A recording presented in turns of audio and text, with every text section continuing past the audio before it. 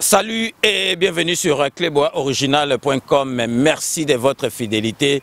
Il faut que une tranche d'informations que proposer à chaque fois que tu trier ton monique élément moko ezali malamu il faut to panzango botala yango malamu parce que ko leka kaka boyete donc vraiment ton monique retour ezozala malamu donc merci vraiment na fidélité na bino na nyoso tout ba reproche bozali ko sala biso donc lelo tozali ko l'axabino bolanda compte rendu à conseil des ministres au président Félix Antoine Tshisekedi a président qui m'eboyebi na période où il y a corona bazali ko salango par vidéoconférence donc mais ala qui présidé par Yemoko donc vraiment to tikibino bolanda lecture nango na porte-parole ya gouvernement monsieur Jolino Makelele donc restez connectés sur Clébois Original.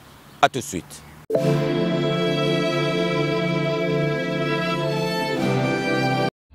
Compte rendu de la 31e réunion du Conseil des ministres. Ce vendredi 15 mai 2020 s'est tenue à Kinshasa par vidéoconférence la 31e réunion du Conseil des ministres sous la présidence de son Excellence M. Félix Antoine Tshisekedi Tshilombo, président de la République, chef de l'État. Les 4 points ci-après étaient inscrits à l'ordre du jour. 1. Communication de son Excellence, Monsieur le Président de la République, chef de l'État.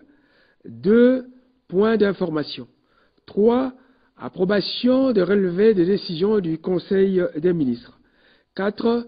Examen et adoption des dossiers. 5. Examen et adoption des textes.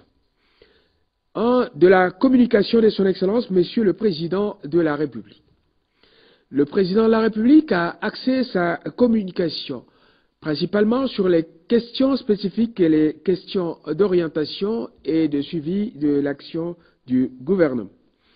À propos des questions spécifiques, le Président de la République a exprimé sa position sur les dossiers suivants. 1. Les prix des produits de première nécessité sur le marché. 2. Le projet de port en eau profonde de Banana. 3. La desserte en eau potable dans la ville de Boma. Et 4. L'hommage au dernier ancien combattant de la Deuxième Guerre mondiale, décédé récemment. Abordant le premier point relatif au prix des produits sur le marché, le Président de la République s'est préoccupé de la persistance de leur flambée. À ce sujet, il a invité le ministre de l'Économie à en faire un développement dans son dossier sur l'évolution des prix des denrées de première nécessité qu'elle exposera. Concernant le port en eau profonde de Banana, le Président de la République a indiqué qu'il était très attaché à la réalisation de ce grand projet vital pour notre pays. Le chef de l'État a demandé au vice-premier ministre en charge des ITPR et au ministre des Transports et Voies et Communications de venir faire un état des lieux sur la question à la prochaine réunion du Conseil des ministres. Abordant le problème de la desserte en eau potable de la ville de Boma, le chef de l'État a marqué sa préoccupation sur les conditions de vie de nos compatriotes habitant cette partie de la République qui ne sont plus approvisionnés en eau potable depuis longtemps. Il a invité les ministres sectoriels compétents à prendre toutes les dispositions pour permettre l'accès à l'eau potable à cette population qui souffre énormément au risque d'être exposée à d'autres formes de maladies. Concernant le décès de l'un des derniers survivants de la Deuxième Guerre mondiale, le chef de l'État a tenu à ce que la nation tout entière rende un hommage très appuyé à ce vaillant soldat, le sergent Bassolois Daniel. Concernant les attestations de décès délivrées pour cause de Covid-19, le président de la République a été informé de ce qu'un trafic serait organisé consistant à pousser des familles à faire des déclarations de décès des membres de leur famille pour cause de Covid-19, moyennant rétribution ceci afin de porter atteinte aux efforts du gouvernement dans sa lutte contre le Covid-19. Le chef de l'État a instruit le ministre de la Santé de lui faire un rapport à ce sujet. S'agissant des questions d'orientation et de suivi de l'action du gouvernement, le chef de l'État a souligné la nécessité de transmission à son cabinet dans les meilleurs délais des dossiers examinés en Conseil des ministres. La concrétisation de la décision de la 30e réunion du Conseil des ministres qui avait demandé l'accompagnement du cabinet McKinsey dans la recherche des financements innovants dans le cadre du programme multisectoriel d'urgence. L'urgence pour le ministre des Relations avec le Parlement à s'informer sur la proposition de loi portant création d'une agence de lutte contre la corruption. Des points d'information. Vice-premier ministre, ministre de l'Intérieur, Sécurité et Affaires coutumières. Son Excellence, Monsieur le Vice-premier ministre, ministre de l'Intérieur, Sécurité et Affaires coutumières, a fait part au Conseil des ministres des faits ci-après. 1. L'état d'esprit de la population. Avec l'atteinte du seuil de 1000 cas de contamination, la population, en particulier celle de Kinshasa, s'interroge sur l'efficacité des mesures préconisées. À Kinshasa, les restrictions d'accès à Gombe dues au confinement semblent exacerber la colère des personnes dont les activités principales s'y déroulent. On note également un relâchement de l'application des mesures barrières. 2. Au plan sécuritaire, on notera que l'activisme des groupes armés réfractaires au désarmement s'observe encore dans certaines provinces de l'Est. Il en est ainsi de la province du Bas-Zuélé, de l'Uturi, de la province du Nord Kivu. Il y a lieu de relever que dans la province du Haut-Lomami, des éléments du service national ayant terminé la formation ont tenté de piller la localité des Kayoyo pour protester contre leurs mauvaises conditions de vie. 3. Au plan de la criminalité. Dans le Haut-Katanga, la police nationale est intervenue pour rétablir l'ordre à la suite des altercations entre militants de JUDPS et ceux de JUNAFEC. Dans le Bas-Zuélé, la cohabitation semble difficile entre les populations de Niangara et les éleveurs nomades Mbororo. À ce sujet, les autorités locales préconisent l'identification et le désarmement des éleveurs Mbororo d'une part, et les négociations avec leurs représentants en vue de leur rapatriement volontaire dans leurs pays d'origine respectifs d'autre part. 4. Au plan social. Dans la province du Kasaï oriental, la grogne persiste au sein des travailleurs de la MIBA au sujet de leurs conditions de vie. On note ça et là une rupture de la desserte en eau potable dans quelques coins de la République à cause des problèmes que connaît la Régie des eaux. C'est le cas à Likasi, à Kabinda et à Lissala. On a observé par ailleurs 2 cas de naufrage de pirogues dans la province de Maniema et dans celle de Kasaï, occasionnant 30 morts et 22 disparus. Ministre de la Défense nationale et ancien combattant. Le ministre de la Défense nationale a exposé sur les différents points dont la situation générale en matière de sécurité. À ce sujet, il a été constaté un calme sur toute l'étendue de la République, hormis quelques poches d'insécurité dans la partie est du pays, notamment à Beni, Kassindi, Bunia et dans le territoire de Djougou. Dans le secteur opérationnel de Tanganyika, les rendus ont commencé à rejoindre les groupes armés, faute d'avoir été pris en charge par le gouvernement. En territoire de Moba, l'armée zambienne poursuit l'occupation des localités de Kibanga et Kalubamba. Les forces armées de la RDC sont en alerte. Cependant, il n'est pas envisagé d'option de guerre à ce moment-ci.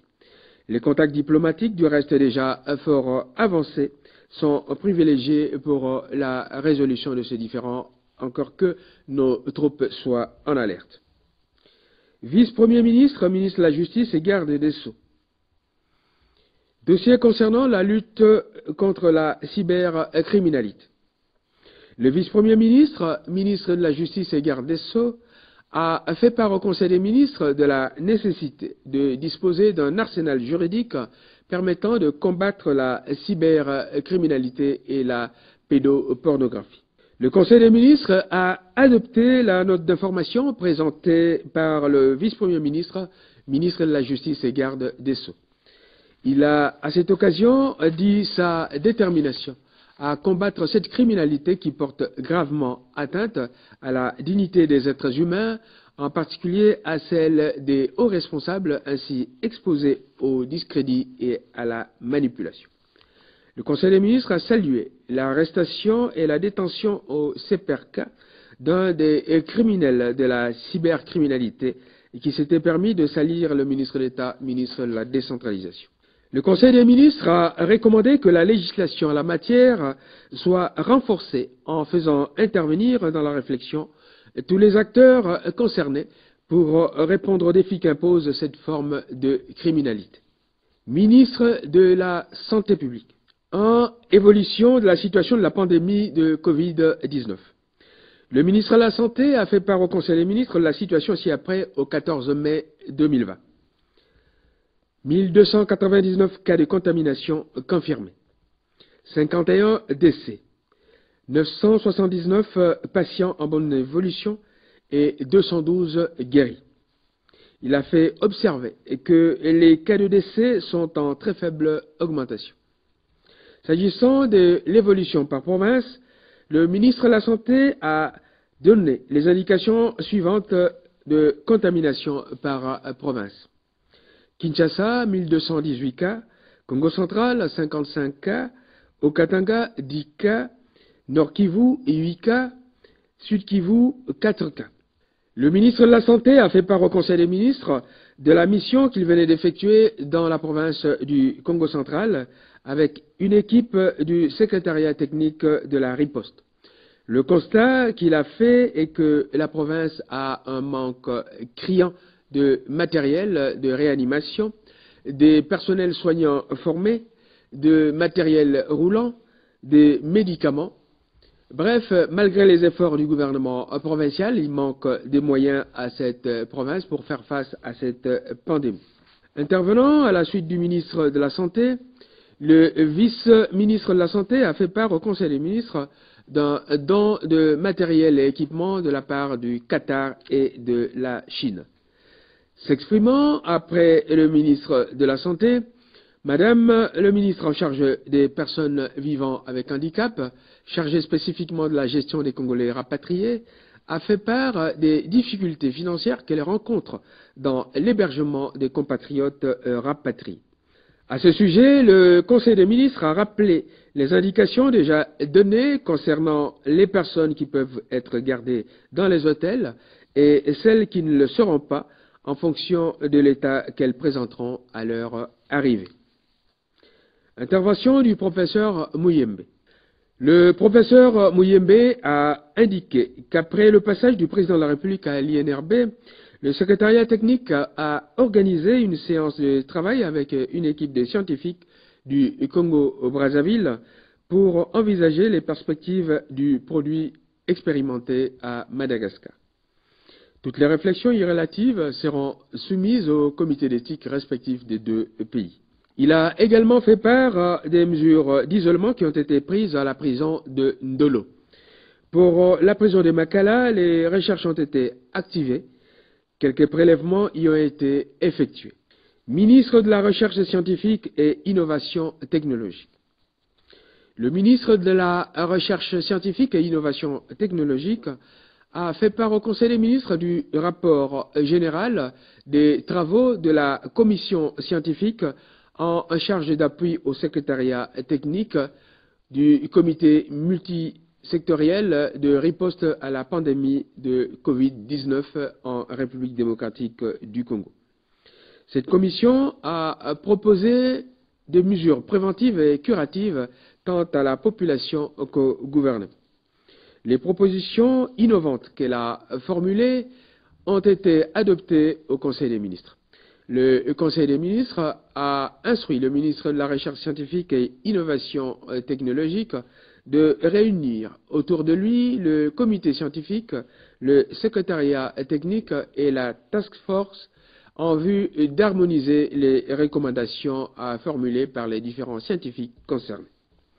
Le président de la République a réitéré sa conviction selon laquelle une solution à la congolaise serait toujours possible face au Covid-19 si des moyens conséquents étaient mis à la disposition de nos chercheurs.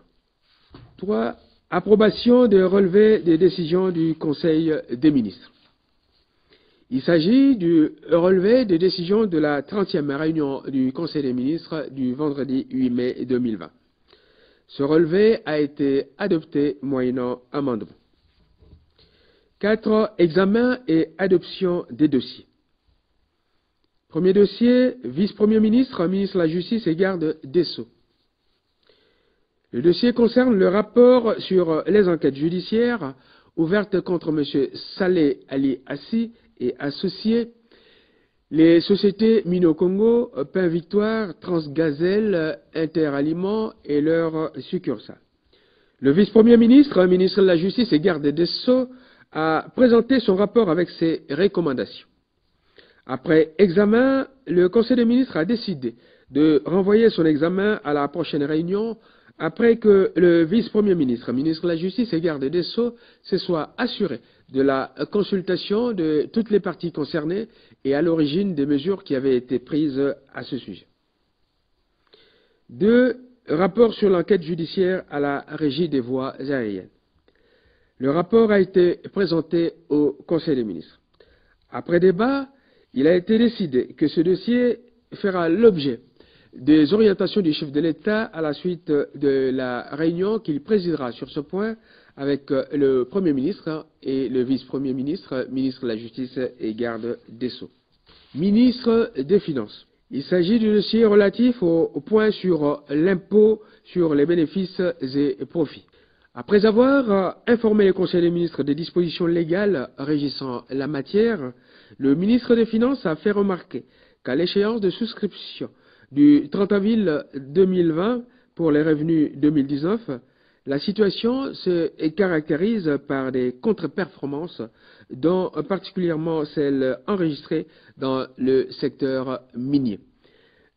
Ceci s'explique en grande partie par la baisse enregistrée en 2019 des cours des principaux produits miniers, dont le cobalt, ainsi que la récession observée dans l'économie chinoise, de même que le ralentissement des activités minières dans le Katanga en 2019. Le ministre des Finances a proposé au Conseil des ministres des actions vigoureuses à mener par les services opérationnels pour redresser la barre à l'issue des mesures liées à l'urgence sanitaire. Après examen, le Conseil des ministres a adopté ce rapport. 2. Situation des finances publiques à mi-mai 2020. Le ministre des Finances a fait part au Conseil des ministres de la situation des finances publiques à mi-mai 2020. Il en résulte que cette situation est assez tenue et mérite une gestion plus que rigoureuse. Des recommandations ont été formulées à leur sujet, surtout au regard des engagements contractés par notre pays. Après examen, ce rapport a été adopté. Ministre de l'économie nationale. Le dossier concerne l'évolution des prix des produits de première nécessité à la suite de la mesure de suspension de la perception de la TVA et de la baisse des prix des produits pétroliers. Il s'agit ici de l'examen des conséquences sur les prix des produits de grande consommation des mesures gouvernementales portant sur la suspension de la perception de la TVA ainsi que sur la baisse des prix des produits pétroliers. Les constats suivants ont été faits à propos de la TVA.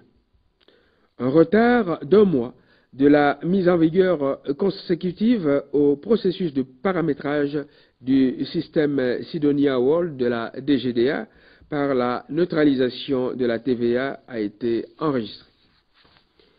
Les producteurs locaux n'ont reçu aucune instruction en rapport avec la neutralisation de la TVA sur la vente de mêmes produits et attendent jusqu'à ce jour les directives claires à ce sujet. Le décret du 20 avril 2020 portant suspension de la perception de la TVA ne concerne que les produits importés. En conséquence, les mêmes produits fabriqués localement n'ont pas encore subi une modification à la baisse. C'est le cas du sucre brun produit par la compagnie sucrière de Kwilu Ngongo. Sur l'évolution des prix des importateurs et grossistes, on a constaté des baisses sur les produits essentiels que sont le riz, le poulet, la viande de bœuf, l'huile végétale, le chinchard, le poisson salé, le sucre importé. Les farines de froment et de maïs, quant à elles, avaient déjà été affectées par une loi les exonérant de la TVA. Sur l'évolution des prix à la consommation des détaillants, il a également été observé une baisse, notamment sur le sac de cossettes de manioc, la farine de maïs, la chikwang, les feuilles de manioc, les haricots, les chinchards, le poisson salé, la sardine, le poulet, etc. Les produits pharmaceutiques, par contre, n'ont pas connu de baisse, bien au contraire. Pour ce qui est du transport en commun, les gouverneurs de province sont en concertation avec les corporations concernées pour des propositions conformes aux décisions du Conseil des ministres. Des abus ont par ailleurs été observés dans certains supermarchés de Kinshasa en rapport avec la neutralisation de la TVA. Madame le ministre de l'Économie nationale a sollicité et obtenu du gouvernement d'autoriser exceptionnellement le contrôle économique auprès de certains opérateurs économiques concernés par la mesure de suspension de la TVA et les grandes pharmacies. 4. Ministre de l'Environnement et Développement durable. Il s'agit du dossier relatif au massacre des éco-gardes du parc national de Virunga. Le ministre de l'Environnement et du Développement durable a fait part des conditions dans lesquelles 13 éco-gardes, membres du corps de protection des parcs nationaux de l'Institut congolais pour la conservation de la nature, ICCN en sigle, ont été tués par des éléments de l'unité spéciale FDLR CRAP en date du 24 avril 2020. Le ministre a informé le Conseil des ministres des mobiles pouvant être à l'origine de ce massacre. Les recommandations formulées par le ministre, tant au plan militaire, politique que social, pour éviter la reproduction de tels actes, ont été approuvées. En définitive, le Conseil des ministres a adopté le susdit rapport. 5. Examen et adoption des textes. Premier texte, celui présenté par le vice-premier ministre, ministre du Budget. Le vice-premier ministre, ministre du Budget, a exposé au Conseil des ministres les grandes lignes du projet de loi de finances rectificative pour l'exercice 2020. Après discussion, le Conseil des ministres a recommandé un approfondissement à la commission ad hoc de la réflexion à ce sujet, afin de tenir compte notamment de différents paramètres qui n'ont pas été suffisamment pris en compte. 2. Vice-premier ministre, ministre de la Justice et garde des Sceaux. Il s'agit du projet de loi portant autorisation de la prorogation de l'état d'urgence sanitaire proclamé par l'ordonnance numéro 20/014 du 24 mars 2020. Après avoir entendu les explications de son Excellence Monsieur le Vice-Premier ministre, ministre de la Justice et garde des Sceaux, le Conseil des ministres a adopté ce projet. Commencé à 12h20, la réunion du Conseil des ministres s'est terminée à 22h juste. Je vous remercie. Donc, bino moko boito ka lecture ya compte rendu ya Conseil de ministres au Uitaki Koleka, donc lobby vendredi parce que les lots aux alliés samedi, Bomoni président de la République Nabiso, Azosa l'a suivi. Donc Bozomo n'a pensé que Moutouye Moko Moutou, Azotien, parce que le président de la République Nabiso, Aza Moutouté que Okoye Bisse Sala Likamoboye, Asali, non, Ayeba Makamuni Nalinga Kosala. Ce qu'on a bien à Rosala Boye, à Rosala Boye. On y a surtout président de la République à Loba. À Rosala Namboka Nabiso, Bozala na confiance Neto, Yebi Moutouana, akosala yango bomoni ndenge azali kosala suivi bomoni ndenge donc malgré corona oyo donc vraiment conseil des ministres ezo salema na ndenge fallait ça mais puis suivi ezali parce que président de la République nabiso ayebi eloko nini peuple congolais azali kozela po na ye ayebi eloko nini akosala po na 5 ans oyo pona ba peuple congolais bandima ye parce que 5 ans oyo koya yepe fois za la kakawana pour atombola mboko na biso esika ezali. Donc c'est la fin de ce tranche d'information. Merci de l'avoir suivi. Nous allons nous retrouver dans le plus bref délai pour une nouvelle tranche. D'ici là, portez-vous bien et à très bientôt. N'oubliez pas, tout le monde est d'accord et il en restera ainsi pendant longtemps. Ndenge sabino kake kanambe akozwa masolo na mbuchu penadikos. À très bientôt.